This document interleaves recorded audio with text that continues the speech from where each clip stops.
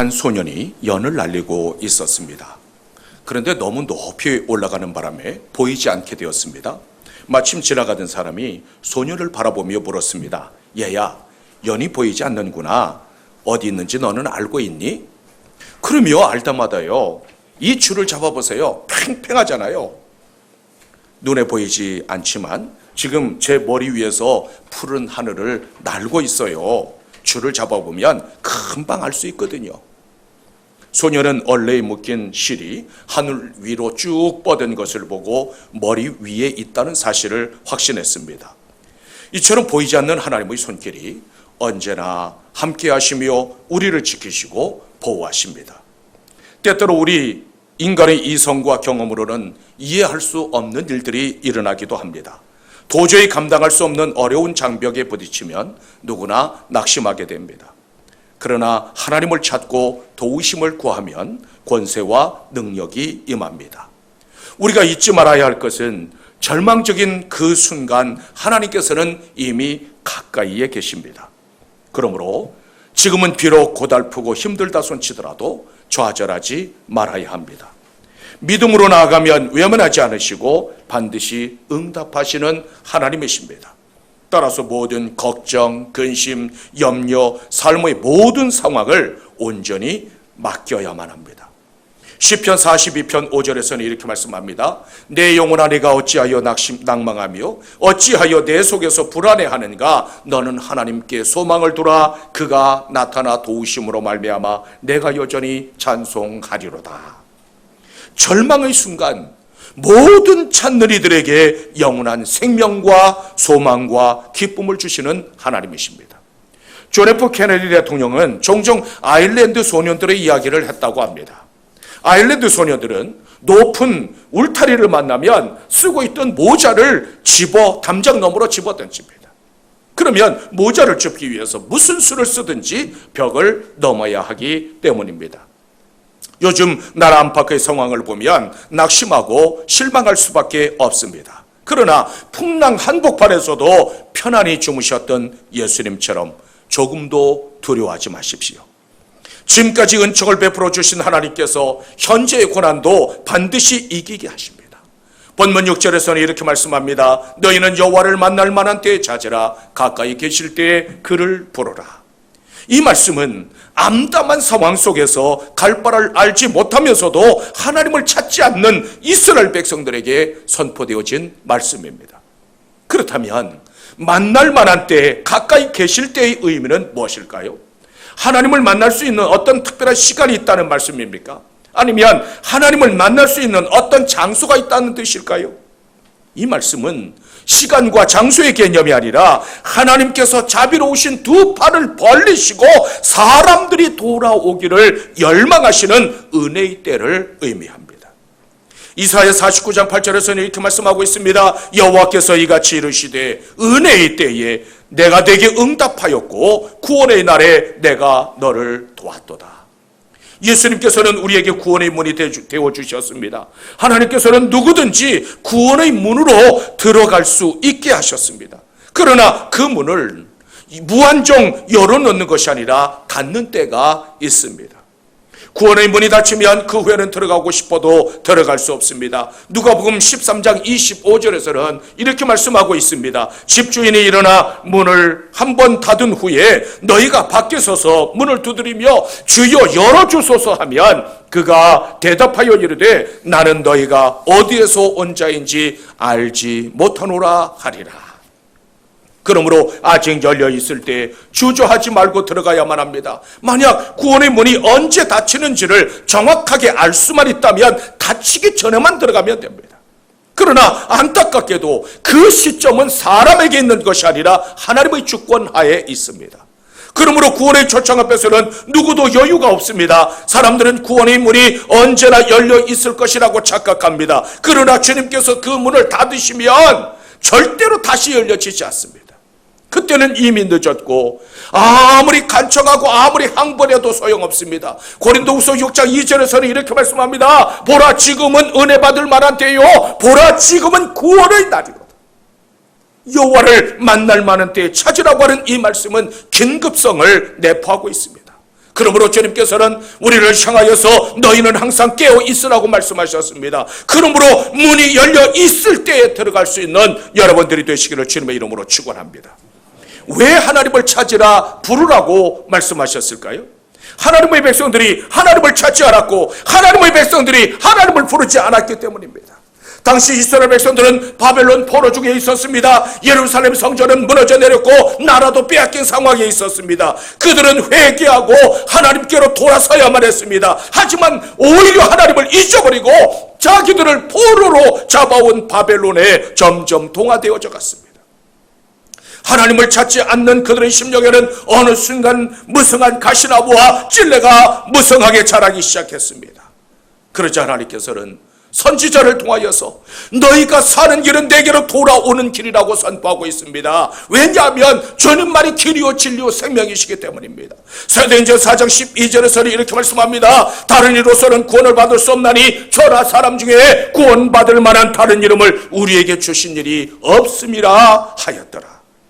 예수님은 이 세상에 있는 여러 길, 여러 진리, 여러 생명 가운데 하나가 아니라 오히려 유일한 길이요, 유일한 진리요, 유일한 생명이십니다.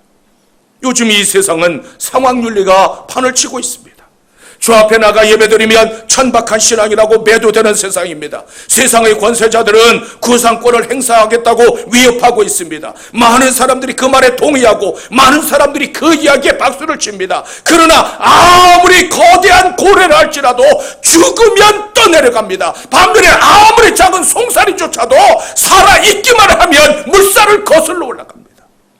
우리 그리스도인들은 언제나 세상의 풍조에 휩쓸려 떠내려가는 사람들이 아니라 물살을 거스르는 사람들임을 잊지 마십시오. 지금 우리는 정말 하나님을 찾고 정말 하나님을 불러야 될 때를 만났습니다. 가장 곤고한 시기, 가장 힘들고 가장 문제가 많을 때, 가장 암담하고 가장 두려울 때야말로 하나님을 찾고 하나님을 불러야 할 때입니다. 이 세상을 섭리하시고 다스리시는 분은 하나님이시며 역사의 주관자도 오직 하나님 한 분뿐이십니다. 그러므로 하나님께서 역사하심이 없이는 그 어떤 문제도 해결될 수 없습니다. 사람이 아무리 수고하고 아무리 땀을 흘리고 또 아무리 고생을 해도 헛수고일 뿐입니다. 그러므로 긍휼히 여기심을 받고 구원받는 길은 하나님께로 돌아가는 길밖에 없습니다. 복음이 이 땅에 처음 전파되었을 때 참으로 이 백성과 이 나라는 암울한 상황이었습니다. 우리 신앙의 선조들은 하나님의 말씀을 붙잡고 끝까지 충성하며 주님의 영광을 위하여 목숨을 내어 걸었습니다. 그 극심한 고난의 시기에 하나님께서는 우리 신앙의 선조들과 함께 계셨고 또한 그분들에게 긍휼을 베풀어 주셨습니다. 지금 이 시대의 온 세상 사람들이 생명의 위협을 받고 있습니다. 우리나라만 그런 것이 아닙니다. 생명의 문제라고 하는 것은 모든 사람들에게 있어서 가장 중요한 문제입니다. 그런데 그 생명의 주인은 오직 하나님이십니다. 하나님께서 우리를 만나주시려고 가까이 찾아오셨습니다. 지금이야말로 하나님을 찾을 때요, 하나님의 긍휼이 필요한 때입니다. 그러므로 하나님 앞에 나아가 통회하고 자복하며 하나님의 자비와 그 일을 구할 수 있는 여러분들이 되시기를 주님의 이름으로 축원합니다. 어떻게 하면 하나님의 은총을 받을 수 있을까요? 먼저 우리는 하나님을 찾아야만 합니다. 본문 6절에서는 이렇게 말씀하고 있습니다. 너희는 여호와를 만날 만한 때에 찾으라. 가까이 계실 때에 그를 부르라. 찾으라고 하는 말은 디르슈라고 하는 단어가 쓰였는데 본래 발로 밟아 찾아가는 것을 의미하는 단어입니다. 일반적으로는 하나님의 뜻을 구하고 겸손하게 하나님의 은혜를 갈망하는 자세를 의미합니다. 그리고 부른다고 하는 것은 단순히 이름을 부르는 행위가 아니라 전적으로 예수 그리스도를 영접하고 의지하는 자세를 나타내고 있습니다. 결국 찾으라, 부르라고 하는 이 말씀은 전적으로 주 앞에 나와서 간구하고 부르짖으라는 말씀입니다. 마태복음 7장 7절에서 주님께서는 친히 말씀하셨습니다. 구하라 그리하면 너희에게 주실 것이요, 찾으라 그리하면 찾아낼 것이요, 문을 두드리라 그리하면 너희에게 열릴 것이니라. 구하면 주시고 찾으면 찾게 되고 두드리면 열리는 것이 바로 믿음의 법칙입니다. 주님께서는 너희가 악한 자라도 좋은 곳으로 자식에게 줄 알거든 하물며 하늘에 계신 너희 아버지께서 구하는 자에게 좋은 곳으로 주시지 않겠느냐고 말씀하셨습니다. 기도라고 하는 것은 하나님께서 회개한 심령에게 찾아오시는 은혜의 자리입니다. 기도는 우리의 소원을 주게 하려는 통로요, 하나님의 크고 비밀한 일을 깨닫게 하는 가장 좋은 도구입니다. 그러므로 지금은 하나님 앞에 나아가 가난한 심령으로 간절하게 기도해야 할 때입니다. 하나님을 찾는 일보다 더 시급한 일은 없습니다. 특히 고난의 때에 하나님의 백성은 주 앞에 나아가 무릎 꿇고 기도해야만 합니다. 야고보서 5장 13절에서는 이렇게 말씀합니다. 너희 중에 고난 당하는 자가 있느냐? 그는 기도할 것이니라. 고난을 이길 수 있는 힘은 바로 기도에 있습니다. 고난이 오면 올수록 더욱 기도에 힘써야 하고, 고난이 오면 올수록 감사와 인내로 이겨가야만 합니다. 하나님께서는 기도하지 않는 수천 수만의 사람보다 기도하는 몇 사람을 통해서 역사하십니다. 이사야 58장 9절에서는 이렇게 말씀합니다. 네가 부를 때는 나 여호와가 응답하겠고 네가 부르짖을 때는 말하기를 내가 여기 있다.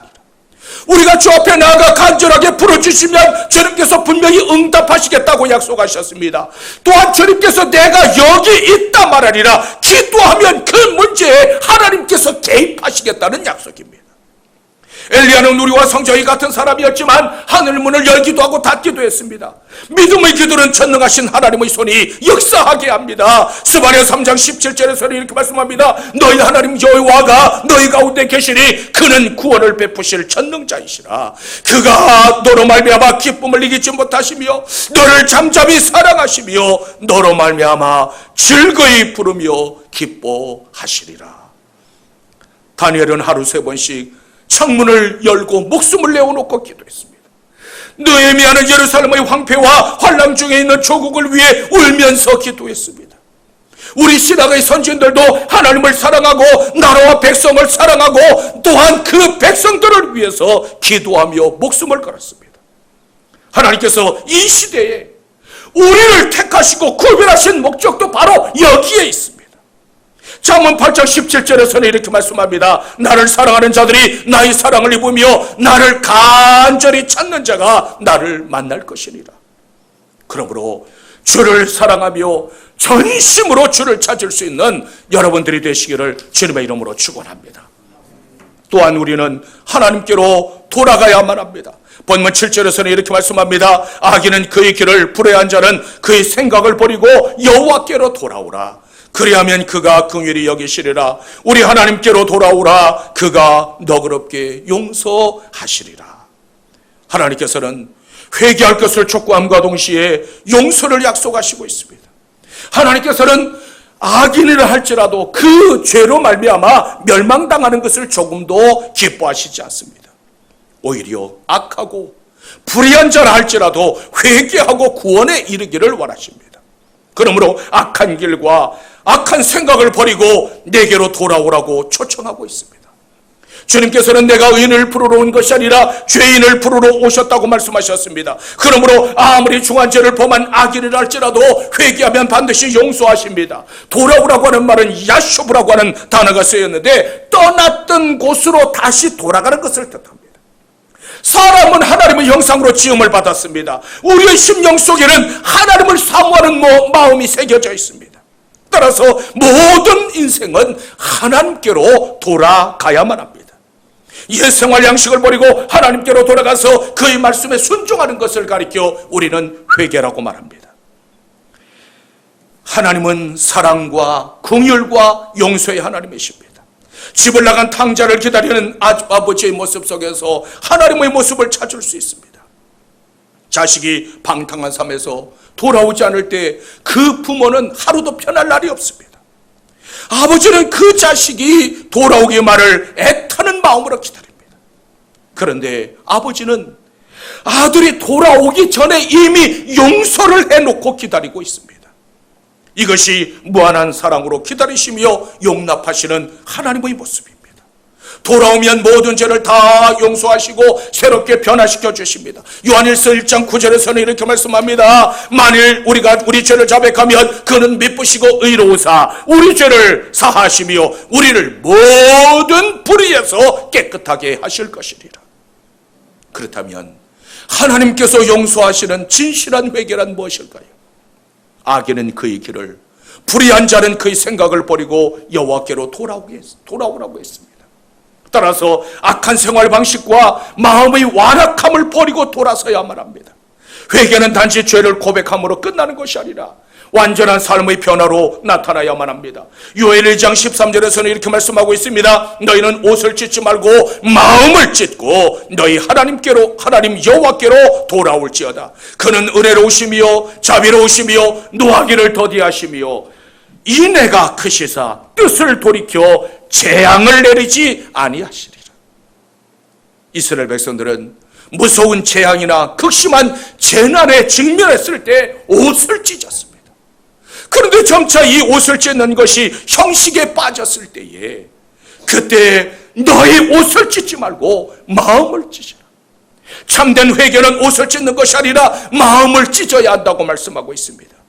진정으로 회개하면 하나님께서 그 뜻을 돌이켜 재앙을 내리지 않게 하신다고 말씀하시고 있습니다. 죄라고 하는 것은 은혜를 진노로 바꾸고 축복을 저주로 바꿔놓습니다. 그러나 하나님 앞에 돌이키는 회개는 하나님의 진노와 저주마저도 축복으로 바꾸는 힘이 있습니다. 아무리 심판하기로 작정된 죄인이라 할지라도 회개하면 재앙을 철회하십니다. 그러므로 하나님의 징계를 받고 고통 가운데 있다 손치더라도 주저하지 말고 돌아서야만 합니다. 돌아서면 긍휼히 여기시고 용서하시며 넘치는 축복으로 다시 회복시켜 주십니다.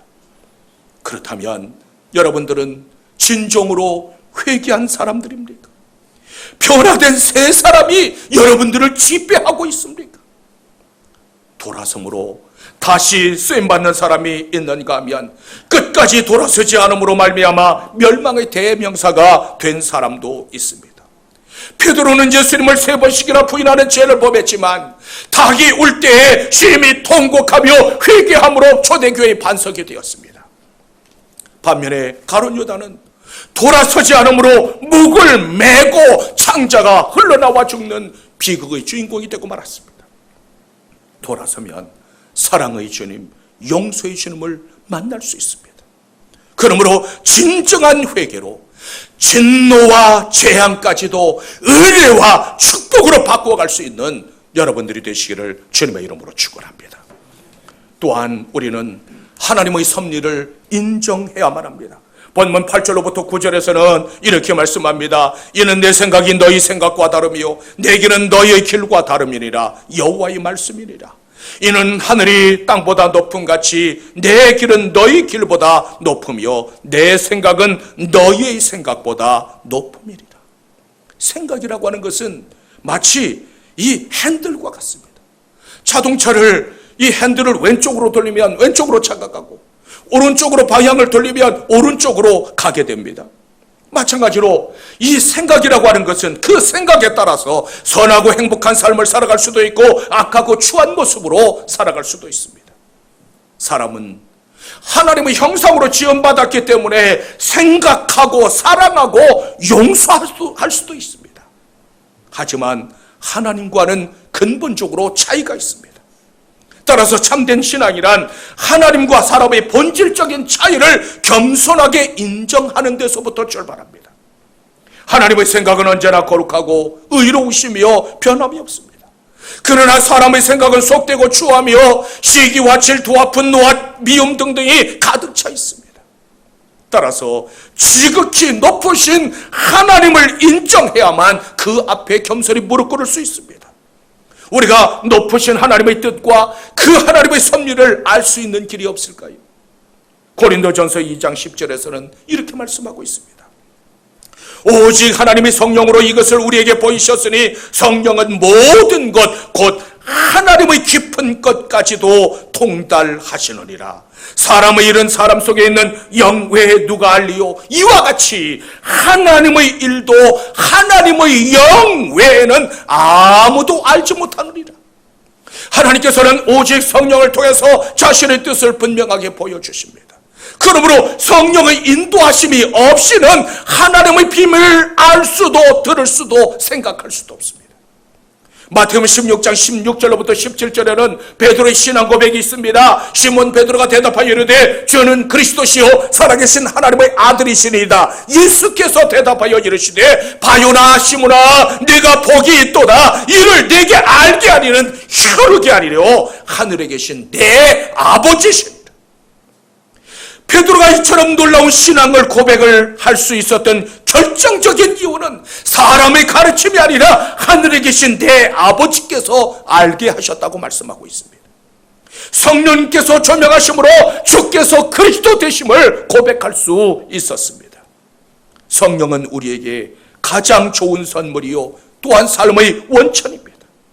누가복음 11장 13절에서는 이렇게 말씀합니다. 너희가 악할지라도 좋은 것을 자신에게 줄 알거든 하물며 너희 하늘 아버지께서 구하는 자에게 성령을 주시지 않겠느냐. 우리는 하나님의 하나님 되심과 그분의 지혜로우심과 진실하심과 그분의 능하심을 인정해야만 합니다.